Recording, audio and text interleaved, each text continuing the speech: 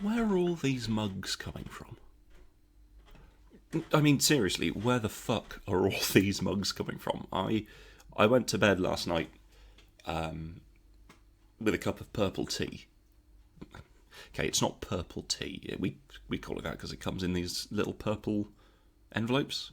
The actual colour of the tea is more what you get if you stewed pencil shavings in hot water. It tastes about the same as well. Anyway, I had my purple tea. I went to bed. Then when I woke up in the morning, it had invited some friends round to visit. I mean, I swear they weren't there when I went to bed.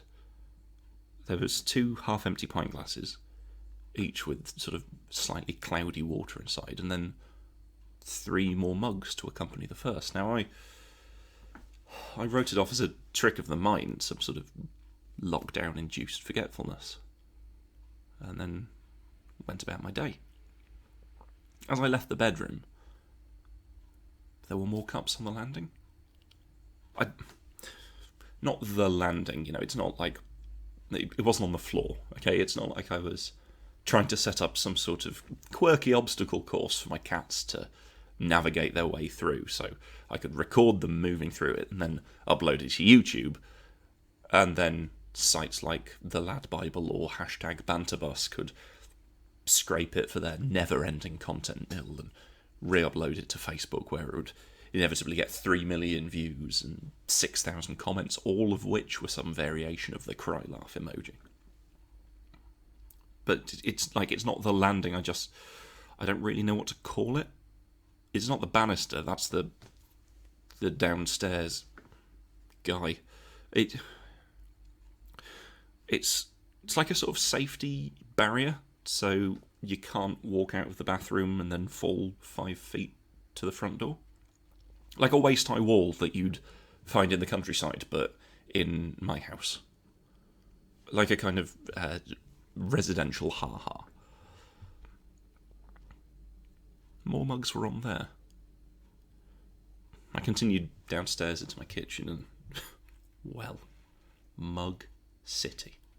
A thriving ceramic metropolis. There were families of mugs with their little espresso cups on the way to the sink for their holidays. There was a traffic jam of novelty earthenware just chock-a-block around the hob, but high-rise towers of plate crowding the skyline. I'd only cleaned it yesterday. It's been like that since March. Hours spent armed with an abrasive sponge and some kind of squirty cleaner bottle until all the surfaces shine and all of the cups and mugs and bowls are safely imprisoned in their cupboardy jail. A moment's peace, and then the door flaps open and closed, like a bit from a Bugs Bunny cartoon where he walks into an old-timey bar, causes some unheard lapine insult, and we see the saloon doors momentarily obscure our vision before flying open to reveal the chaos that's been caused in that split second that we couldn't see. Broken chairs, bottles shattered, bullet holes riddling the walls. Perhaps a man's moustaches are on fire. Maybe another one's been flung headfirst into a piano that makes a sad sort of series of bongs as the teeth go flying. It's like that, but without the piano or the burning facial hair. Since March. I can't even get a slice of kitchen roll without accidentally summoning into existence at least 3 crumb-festooned small plates, a bowl absolutely scabrous with Weetabix, and anywhere between 2 to 5 mugs, 8 used tea bags, and a small army of spoons. Every room in the house. Every room in the house is grease with evidence of this enforced habitation. Just layer upon layer upon layer of calcified existence. The occasional sweet wrapper, a rogue bit of plastic, the sheath from a packet of tissues, last night's beer cans next to dregs of last night's whiskey. My living room looks like those photos you see of the day after Glastonbury, just a minefield of forgotten detritus. The Sisyphean task of arranging the cushions on the sofa. Watching in real time as entropy takes hold and all your labours are reduced to ash. There are jobs to be done.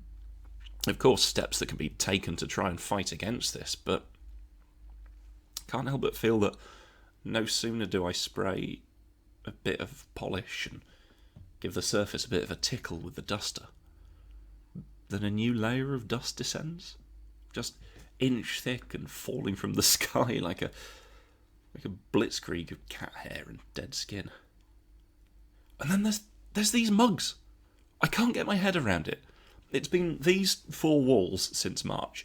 Get out of bed, make the daily commute to my dining table, now completely unfit for purpose thanks to the Gordian knot of cables and wiring and things I need to work from home. And prepare to face the day. I mean, I know I'm lucky. I don't have to clamber aboard the tube and breathe in other people's wet horrors every morning and evening.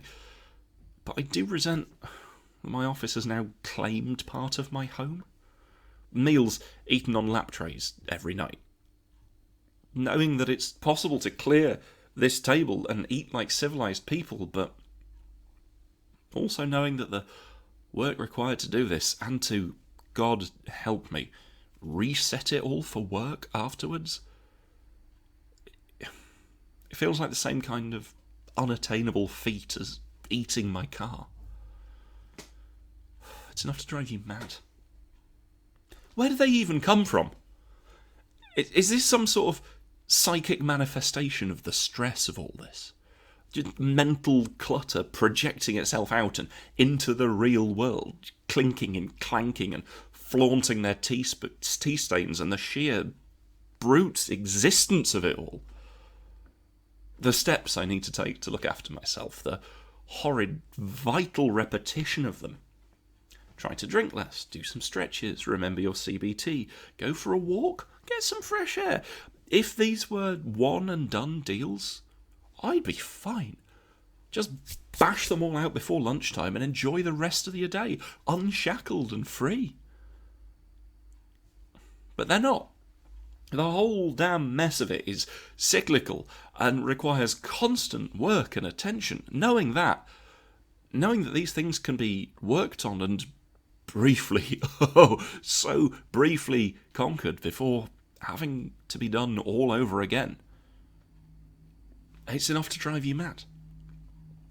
Like looking at the kitchen that's somehow chaotic for the 3rd time today, even though you'd swear it was spotless moments before. It's enough to drive you mad.